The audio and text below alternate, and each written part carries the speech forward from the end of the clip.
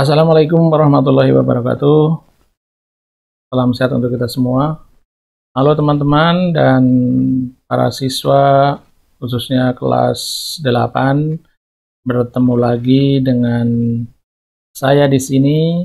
Kita melanjutkan pembelajaran yang lalu. Kemarin kita sudah sampai pembelajaran PPKN kelas 8 bab 4 yang bagian B. Sekarang kita akan melanjutkan pembelajaran PPKN kelas 8 bab 4 bagian yang C.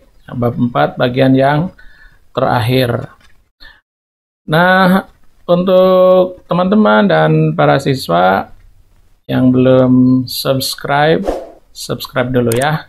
Ditunggu, dan yang sudah, saya ucapkan terima kasih.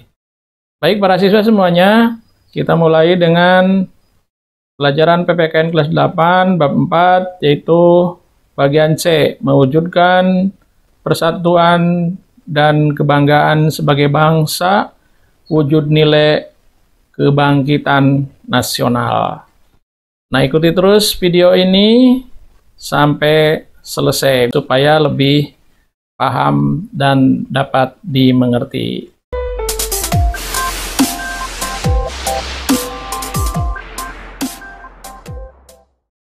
Ya, kita mulai para siswa, yaitu bagian yang C, mewujudkan persatuan dan kebanggaan sebagai bangsa, wujud nilai kebangkitan nasional. Dalam pembahasan ini ada dua hal yang akan kita pelajari bersama-sama. Yang pertama adalah mewujudkan persatuan Indonesia, dan yang kedua kebanggaan sebagai bangsa Indonesia. Kita mulai yang pertama, mewujudkan persatuan Indonesia. Persatuan dapat diartikan sebagai perkumpulan dari berbagai komponen yang membentuk menjadi satu. Sekali lagi, persatuan itu adalah sebagai perkumpulan dari berbagai komponen yang membentuk menjadi satu. Sedangkan kesatuan merupakan hasil perkumpulan tersebut yang telah menjadi satu dan utuh. Dengan demikian, kesatuan erat hubungannya dengan keutuhan. Bersatunya macam-macam corak yang beraneka ragam menjadi salah satu kedaulatan atau menjadi salah satu kebulatan yang menjadi utuh dan serasi. Maka kita sering mendengar istilah persatuan dan kesatuan. Jadi ada pengertian persatuan, ada pengertian kesatuan, dan ada pengertian persatuan dan kesatuan.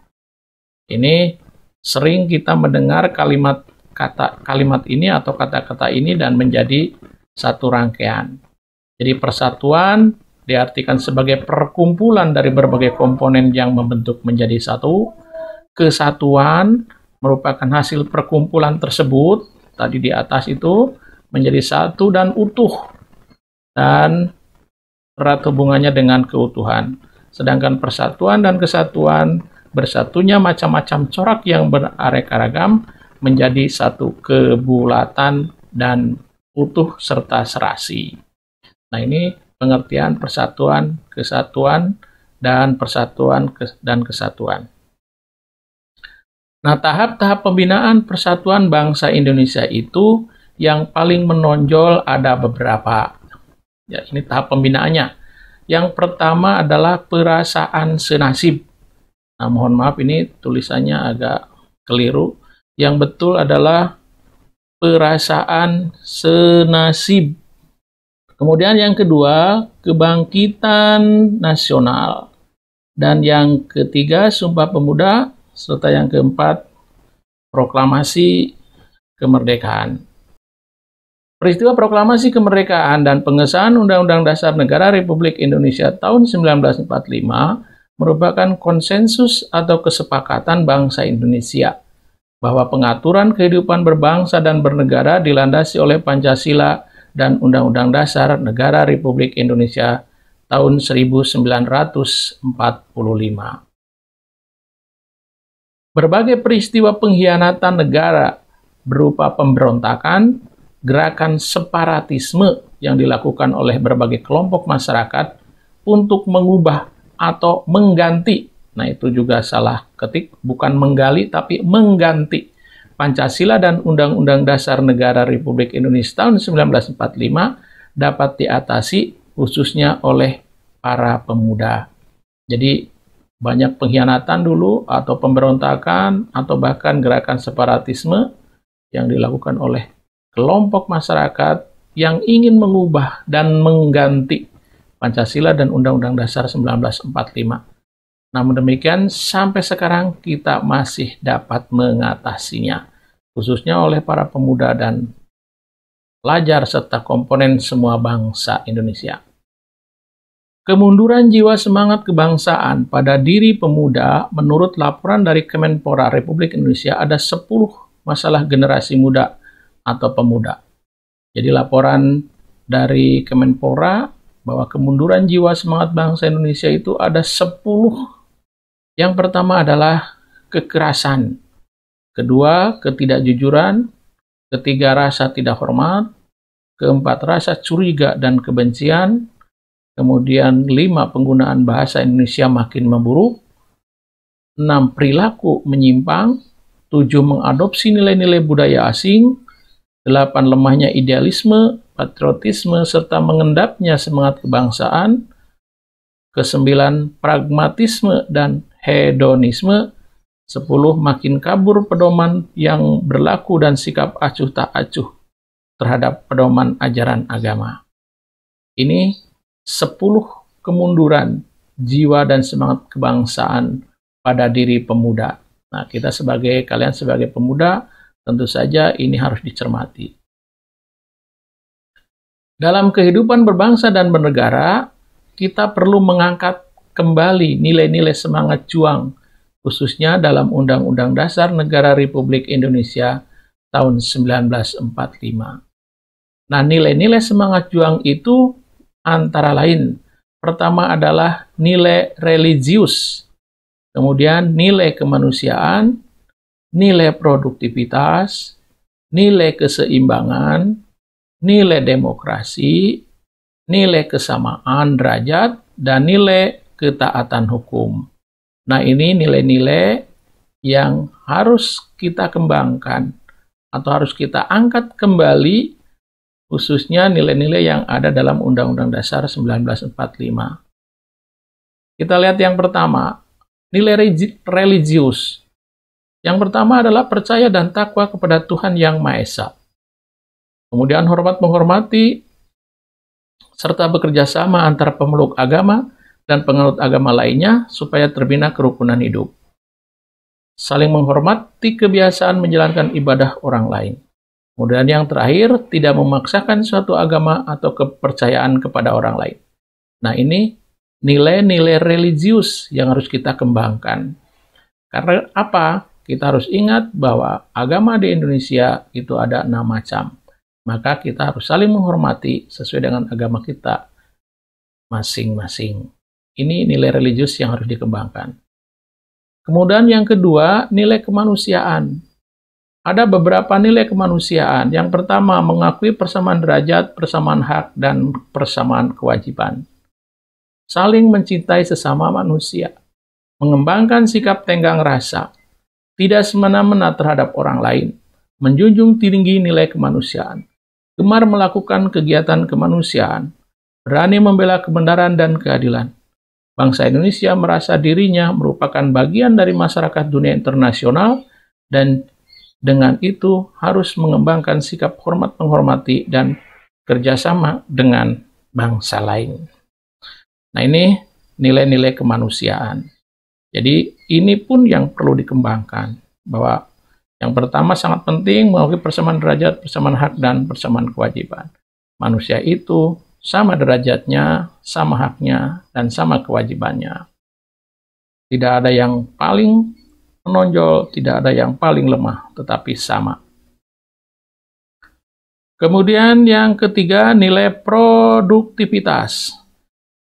Perlindungan terhadap masyarakat dalam beraktivitas menuju kemakmuran. Ini salah satu nilai produktivitas.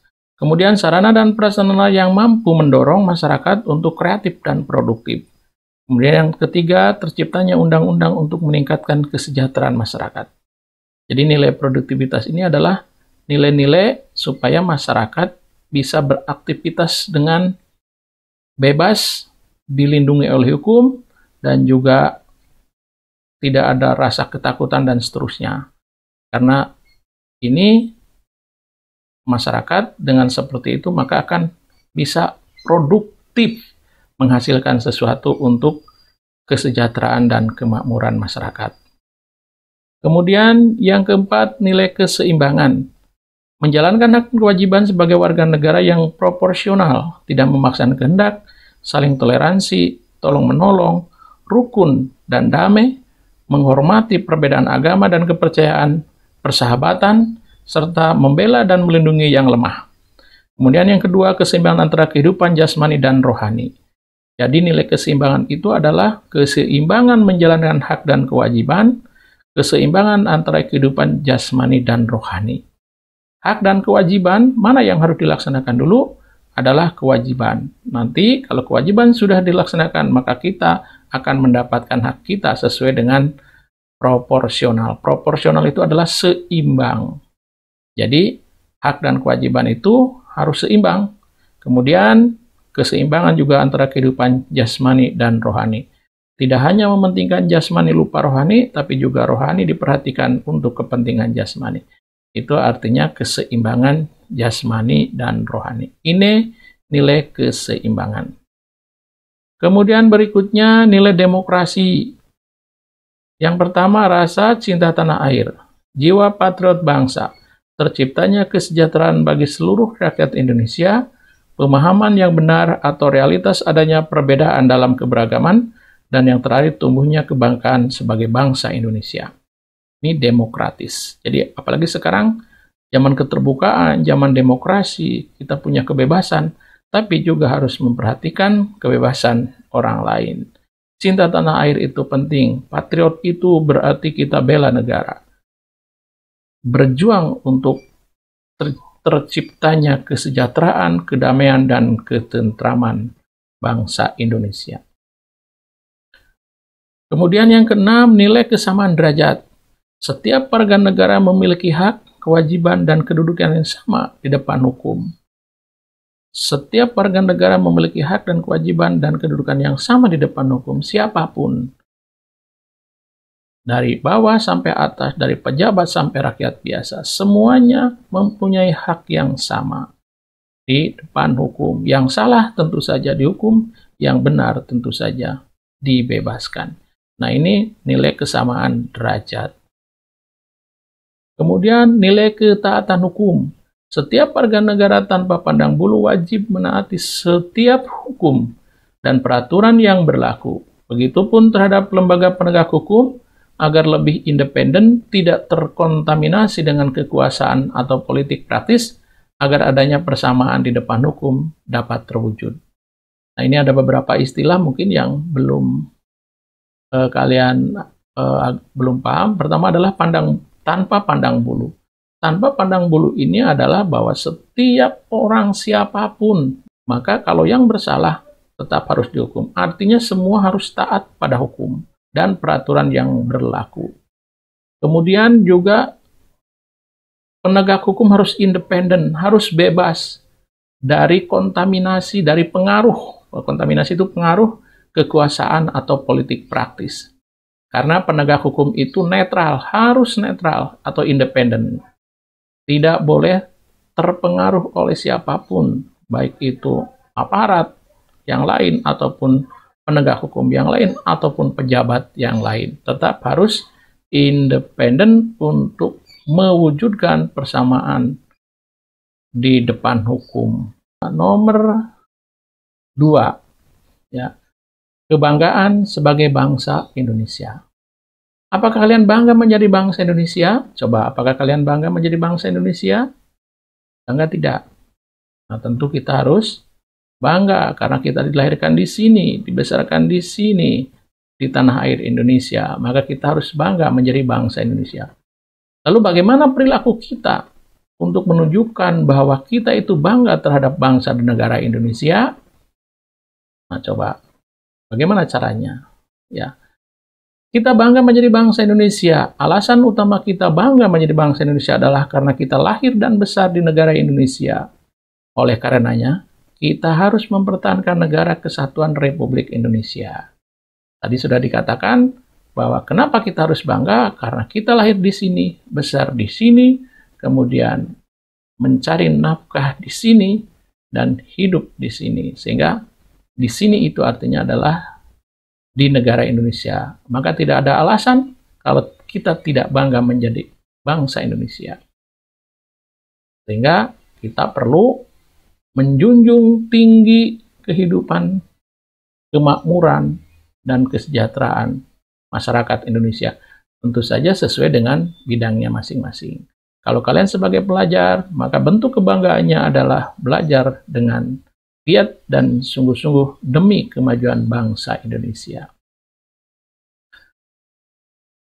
Pada saat ini, torehan prestasi anak Indonesia di berbagai bidang lebih banyak lagi dan sangat membanggakan.